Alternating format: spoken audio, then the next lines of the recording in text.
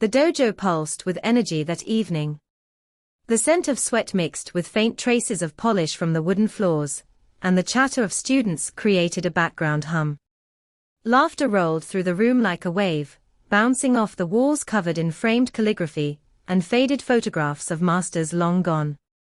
Training mats spread across the center, worn smooth by years of sparring, victories, and defeats. At the heart of it all stood a young man, a black belt in his mid-20s, tall and broad-shouldered, with muscles that rippled beneath his snug uniform. He thrived on attention, basking in the chuckles of his peers. His smirk stretched wide as he locked eyes with his chosen target, an older man, perhaps late 60s, whose presence was quiet, unassuming, and far from flashy. The old veteran had arrived silently, his GI simple, his movements measured. He seemed out of place in this crowd of hungry youth, yet somehow, he belonged more than any of them. "Hey, old man," the black belt's voice rang out, sharp enough to cut through every conversation in the room. He wanted everyone to hear him, and they did. Heads turned. Phones appeared in eager hands, screens lighting up like stars. "You sure you don't want a wheelchair instead of gloves?" The words struck like stones tossed into a pond, ripples of laughter exploding around him. Students doubled over, some clapping, others egging the young man on. The energy of the dojo shifted. It wasn't about training anymore. It was about spectacle. The veteran, however, didn't flinch. His face remained still, calm as stone. His eyes, sharp, weathered, and carrying shadows of distant battlefields, remained locked on the black belt. He had the gaze of someone who had looked at death before, someone who no longer wasted emotion on petty provocations. The instructor, a stern figure in his 40s, stepped forward quickly. "Enough," he said firmly, lifting a hand to diffuse the tension. "This isn't necessary. We don't mock here." But the young black belt was already feeding off the energy of the crowd. His grin widened, his confidence swelling. He clapped his hands dramatically, striding to the center of the mat as if the spotlight were his by birthright. "No, no. Let's give the old guy a chance. Just one round. What's the harm? It'll be funny." The students roared their approval. Some whistled. Others shouted encouragements, though none directed toward the veteran. The room wanted entertainment, not fairness. The old man said nothing. Slowly, deliberately, he stepped forward. His movements were unhurried, his pace steady. There was no bravado, no attempt to prove anything. His face betrayed nothing. But for those who noticed, his eyes remained alive, calculating. What none of them realized, what none of them could have possibly expected, was that this calm old man was about to teach them all a lesson they would never forget. The young black belt began to bounce on his toes, shifting from one stance to another, tossing mock jabs into the air. He raised his chin arrogantly, his voice rising above the chatter. "Come on, Grandpa Karate. Show us what you got."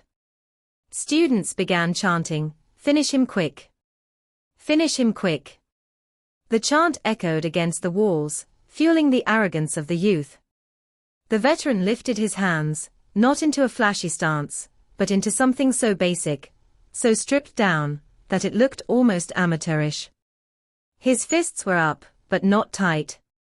His elbows tucked close. Nothing about his stance screamed speed or power. It looked too simple. The black belt laughed openly, shaking his head. "What's that? Senior citizen Tai Chi?" Then it began. With a roar, the young man launched forward, spinning into a flamboyant kick meant to show off his power and athleticism. His leg sliced through the air, a move practiced hundreds of times. But just as the foot came rushing toward him, the veteran shifted his body by the smallest margin, barely a few inches. And suddenly, the kick hit nothing but air. The room gasped. The air itself seemed to freeze. The veteran hadn't panicked. He hadn't stumbled. He had simply moved, precise and effortless, as if he had seen the attack before it was even thrown. The young man stumbled as he landed, frustration flashing across his face. He clenched his fists, muttering under his breath, "Lucky dodge." But it wasn't luck. It was discipline. It was years of training built not for medals or trophies, but for survival. The two circled each other slowly, eyes locked. Whispers spread across the students gathered at the edges. "Who is this old guy?" one student murmured. Another, older, replied, "I heard he's a retired Marine. 20 years of service." "No way," came the hushed disbelief. "He's too calm. Too cold. He fought in combat. Iraq. Afghanistan. Special Forces. That's what I heard." The young black belt didn't care about whispers. He smirked, raising his chin. "This is a dojo, not a battlefield. You can't hide behind your war stories here. Speed beats age every time."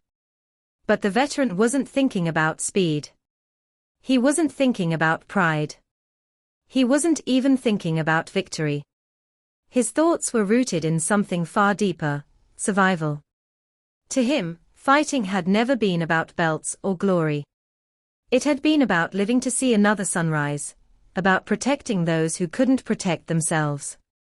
His voice, low and gravelly, almost too quiet to hear, carried across the mat. "Kid, you trained for medals. I trained for men who never came home." The words struck deeper than any punch, though the young man refused to let them pierce his armor of arrogance.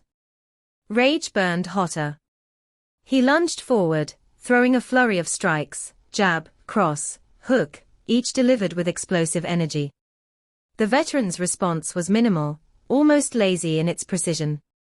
He blocked with the smallest shifts, redirecting blows with his forearms, his palms, his shoulders. Nothing wasted. Nothing extra. The students began to shift uncomfortably. The laughter that had filled the room earlier now dulled into murmurs. One girl leaned close to her friend and whispered, "He hasn't even thrown a punch yet." Her friend nodded, eyes wide. "He's letting him burn out." Sweat poured down the young black belt's face, dripping into his eyes. His breathing grew ragged. Every strike took more energy, and every miss stole more of his confidence. The veteran, meanwhile, remained still, breathing evenly, calm as a stone against the tide. Finally, the young man roared, leaping forward with a flying knee meant to end it all. It was his showstopper, the move that always stunned spectators. And then it happened. The veteran sidestepped with a single smooth motion, his hand snapping out to grab the fabric of the young man's GI.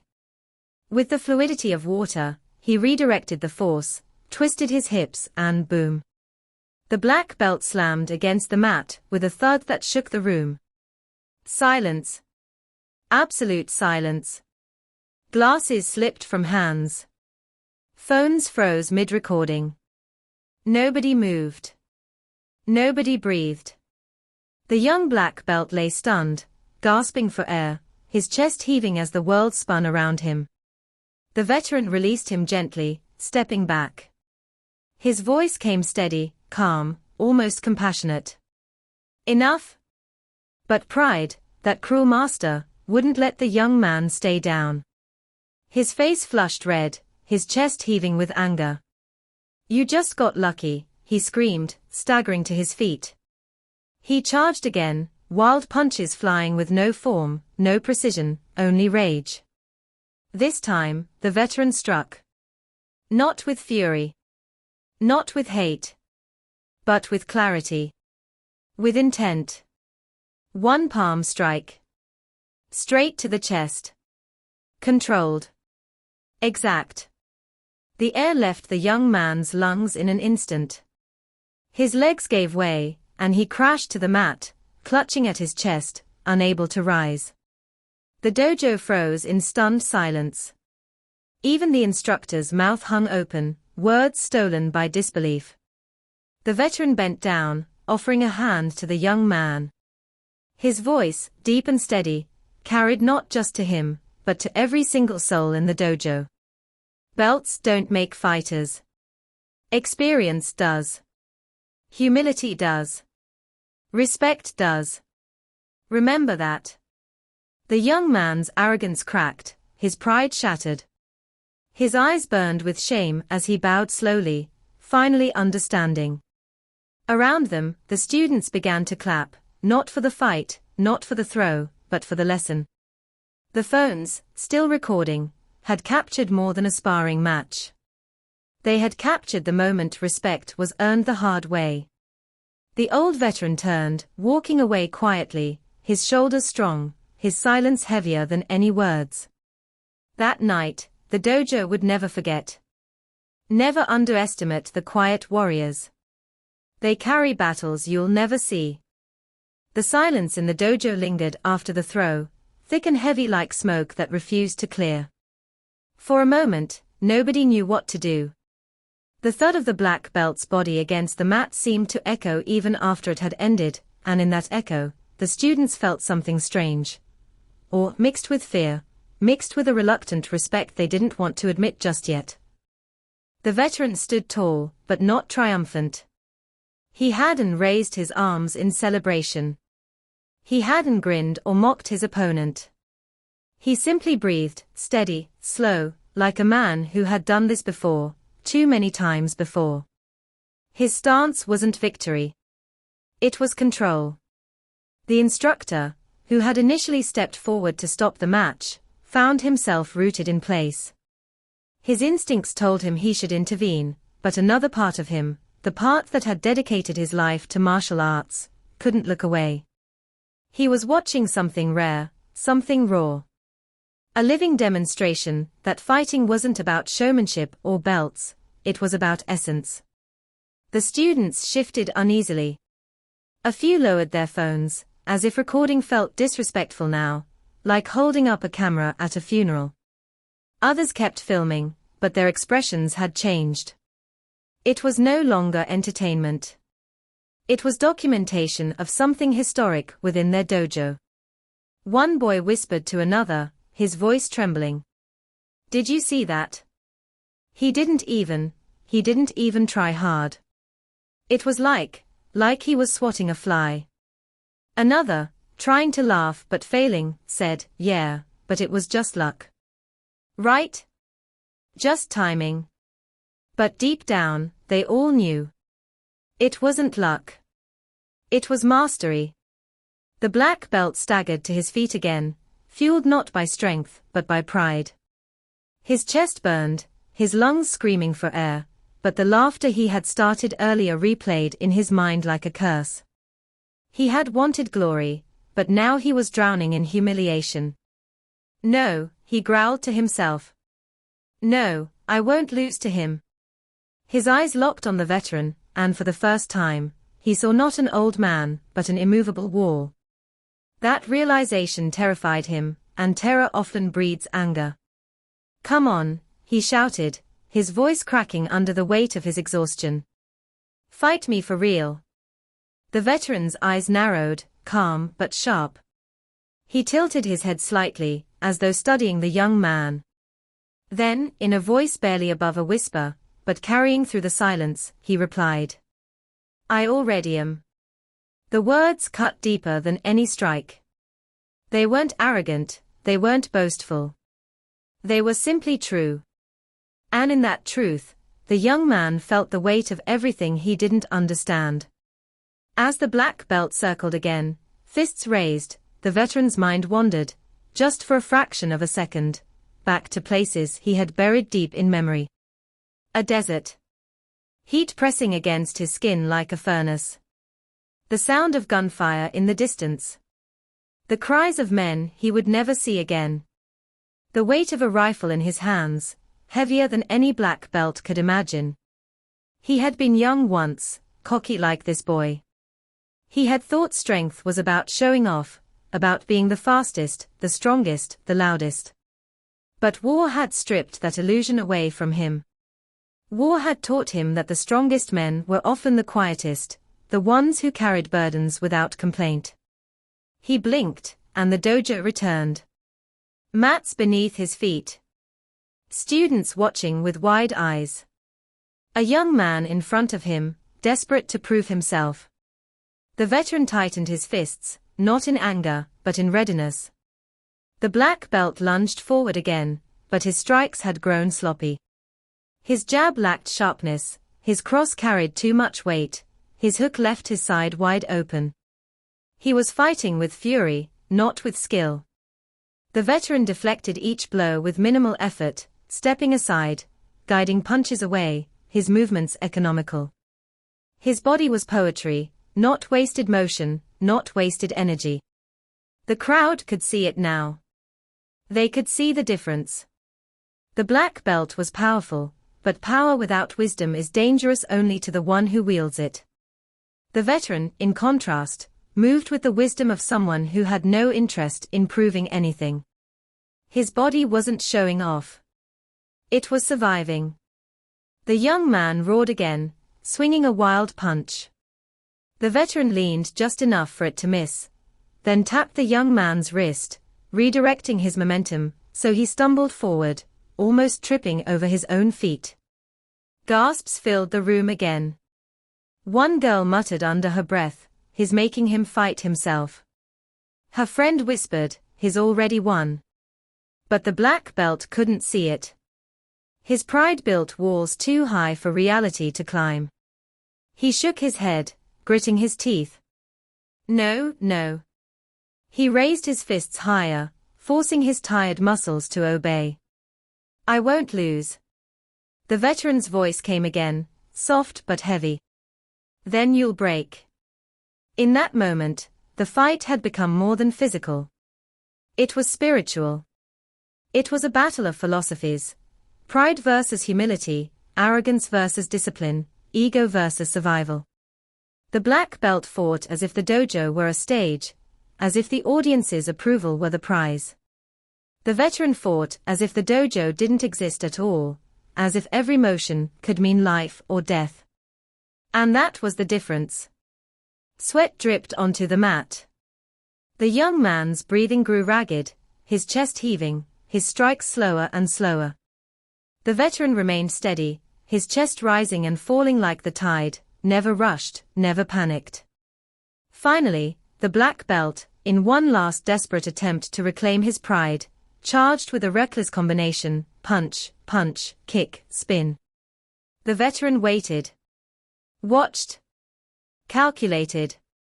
And then, with the timing of a man who had lived through storms, he moved.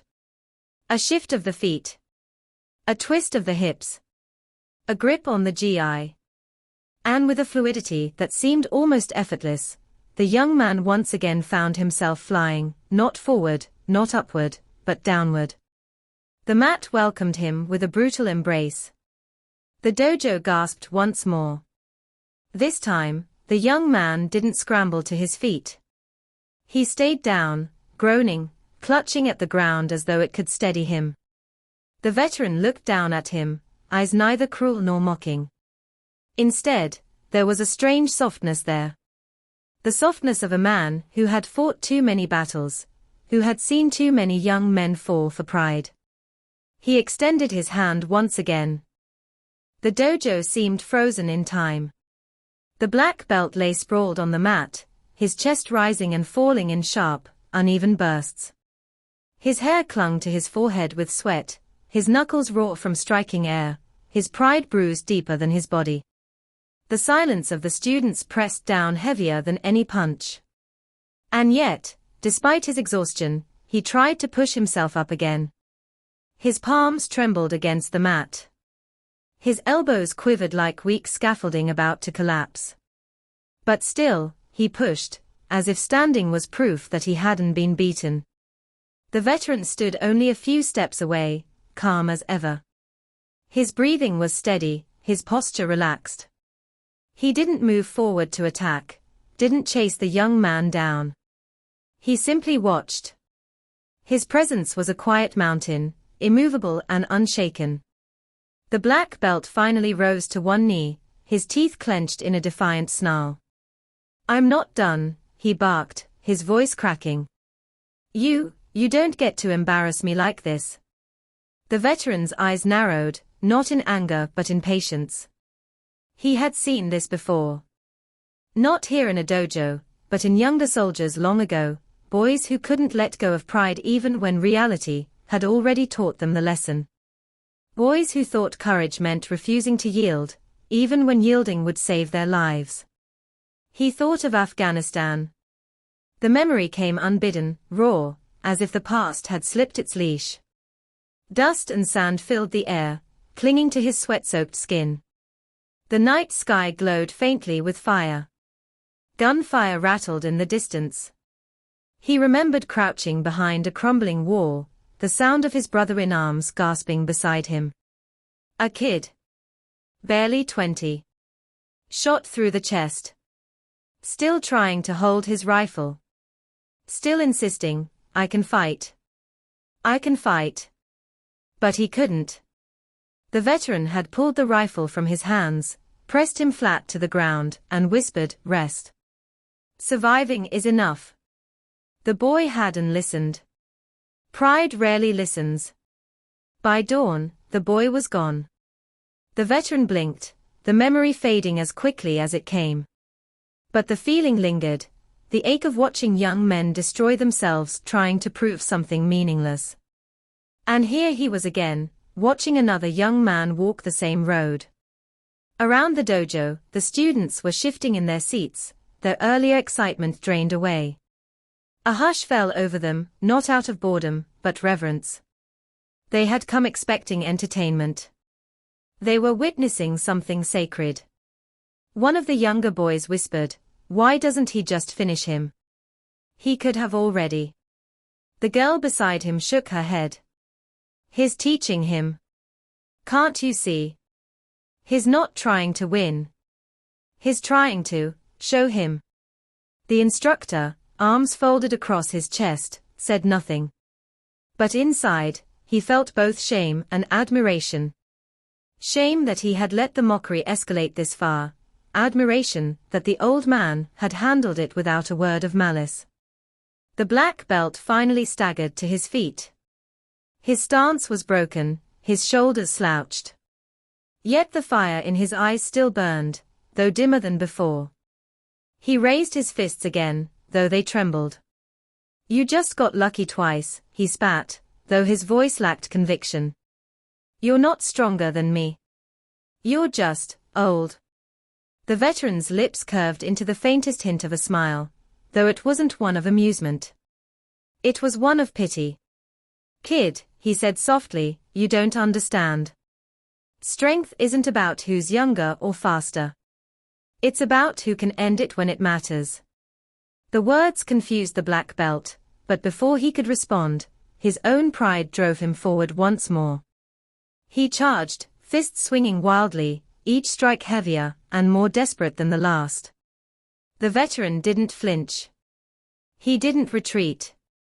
He simply adjusted, small movements, subtle shifts. A shoulder here, a wrist there. Deflections so minimal that to the untrained eye, it looked as if the young man was simply missing.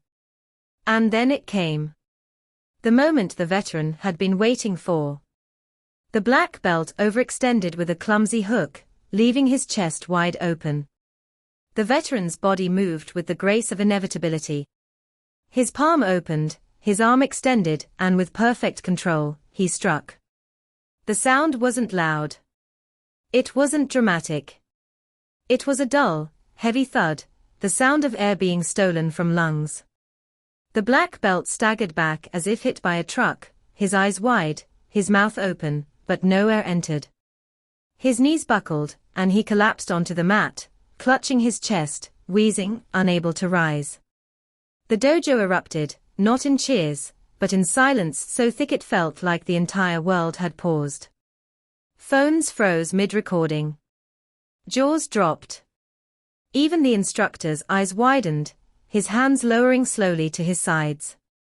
The black belt writhed, then fell still, gasping, defeated not just in body but in spirit. His arrogance shattered completely, scattered like broken glass across the mat. The veteran stepped closer, not looming, not threatening. He bent slightly, extending his hand. His voice was calm, heavy with authority, but also carrying an undercurrent of compassion. "Enough, son." The young man blinked through the haze of pain. For the first time, he saw the veteran not as an old relic to mock, but as something greater, a warrior carved by battles beyond his comprehension. Trembling, ashamed, he accepted the hand. The veteran pulled him gently to his feet. He didn't scold. He didn't gloat. He simply said, in a tone that every student would remember for the rest of their lives, "Belts don't make fighters. Experience does. Humility does. Respect does. Remember that." The black belt's face flushed with shame, his lips trembling. Slowly, hesitantly, he bowed, not out of ritual, but out of something new. Out of respect. Around the dojo, the students began to clap. Not a wild cheer, not the rowdy applause they had given earlier, but a slow, deliberate clapping. A salute. For the veteran, it wasn't victory. It was vindication. And for the students, it wasn't just a lesson in fighting. It was a lesson in life. The clap began softly, hesitant at first.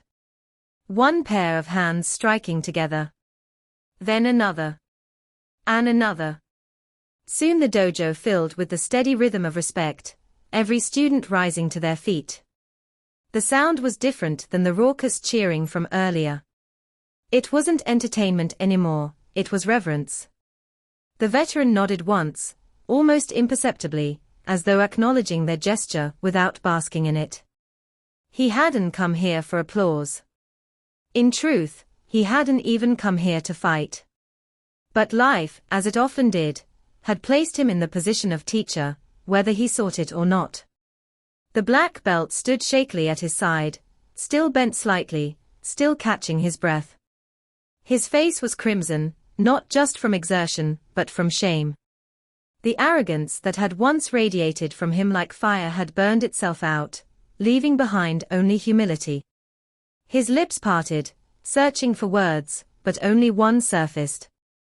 "Thank you," he whispered. The veteran gave him a long, steady look, the kind of gaze that stripped away pretense and reached the core of a person. He gave a small nod. "Learn from it. That's all." The words weren't scolding. They weren't cruel. They were simply truth. The young man bowed lower this time, his movements sincere. For the first time in years, perhaps, he understood what respect truly meant. Around the room, the students buzzed with hushed conversation. Their voices carried awe, curiosity, even guilt. "Who is he?" one boy whispered. "I told you," another replied, "his military. Special forces, I think." No wonder, that wasn't just karate. That was something else. It was survival. The girl who had earlier mocked along with the crowd now bit her lip, her voice quieter than before. "We laughed at him. We laughed at someone who's been through more than we'll ever understand." The instructor finally stepped forward, bowing deeply to the veteran. His voice carried sincerity, tinged with humility. "Sir, on behalf of this dojo, I owe you an apology. And my gratitude. Tonight, we all learned." The veteran returned the bow, but only slightly. "No apologies needed. Just, teach them better." The instructor's face warmed, realizing the weight of the request. He nodded firmly. "I will." Phones were lowered, some still recording, others already buzzing with notifications as videos were uploaded. Within minutes, clips would spread online, across group chats, social media, even forums where strangers would debate what they had just seen. Some would call it staged. Others would say it was unbelievable. But the truth lived in the eyes of those who were present. They hadn't just watched a fight. They had witnessed a man dismantle arrogance with patience, with mastery, with grace. The veteran, however, didn't care about cameras. His world wasn't lived through lenses. He simply straightened his GI, tightened the belt around his waist, not as a badge of rank, but as a simple knot holding fabric together, and began walking toward the exit. Every step he took seemed to echo louder than the chants of earlier. Every footfall was heavy with meaning, as though the dojo itself was memorizing the sound. The students parted for him, a silent path opening to the door. No one dared block his way. No one dared speak. It felt wrong to interrupt his quiet departure. And yet, as he passed, something remarkable happened. The very black belt who had mocked him, who had called him old man, straightened his back, bowed deeply, and said, loud enough for all to hear, "Sensei." The word hung in the air. It wasn't a title the veteran had asked for, nor one he would ever claim. But in that moment, it was given freely, born of genuine respect. The veteran paused, glancing back only once. His eyes softened, but his lips remained sealed. Then, without another word, he stepped through the door and out into the night. The dojo remained silent for long moments after his departure, as if everyone feared breaking the spell. Then slowly, conversations resumed, but they carried a different tone than before. "He's right, isn't he?" one student murmured. "Belts don't matter." Another nodded. "Yeah. It's about who you are when it counts." The black belt who had lost stood apart from the others, staring at the mat. His fists clenched, not in anger this time, but in reflection. He wasn't humiliated anymore, he was humbled. And in humility, there was growth. For the first time, he realized his strength meant nothing without wisdom to guide it. The instructor approached him quietly. "What did you learn tonight?" The young man swallowed hard, his pride gone. "That fighting isn't about me. It's about respect. About survival. About," he hesitated, then whispered, "honor." The instructor placed a hand on his shoulder. Then the lesson was worth the pain. The black belt nodded, his jaw tight. He looked toward the door where the veteran had left, as though expecting him to reappear, but the doorway remained empty. Outside, the night air was cool, carrying the scent of rain yet to fall. The veteran walked down the quiet street, the sounds of the dojo fading behind him. He breathed deeply, the rhythm slow, steady. Another lesson given. Another young man spared from learning the hard way in a place where mistakes couldn't be undone. He thought again of the comrades he had lost, those who hadn't made it back. He thought of the young black belt, so full of arrogance, so quick to mock, and yet, still salvageable. Still able to learn. Perhaps tonight had saved him from a different kind of battlefield later. The veteran didn't smile. He rarely did. But a quiet sense of peace filled him, knowing the dojo would remember. They would carry the lesson long after his footsteps faded. Because the truth was simple. Quiet warriors don't seek glory. They don't need recognition. They carry battles you'll never see, scars written not on skin but in silence. And when they choose to act, they don't just win fights. They change lives. That night, the dojo never forgot.